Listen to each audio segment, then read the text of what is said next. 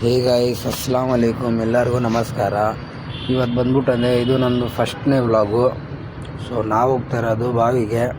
ಇದು ನಾನು ಮತ್ತು ನನ್ನ ಹಿಂದ್ಗಡೆ ನನ್ನ ತಮ್ಮ ಮತ್ತು ಅವನ್ನೆಲ್ಲ ಫ್ರೆಂಡ್ಸ್ ಎಲ್ಲ ಬಂದಿದ್ದರು. ಹೋಗ್ತಾ ಇದ್ದೀವಿ ಬಾವಿಗೆ ಈಜಾಡೋಕ್ಕೆ. ಇದು ಎಲ್ಲ ಅಕ್ಕಪಕ್ಕ ಇರೋ ಗದ್ದೆ ಮತ್ತು ಬಂದ್ಬಿಟ್ಟು ಎಲ್ಲ ಬಂದಿದ್ವಿ.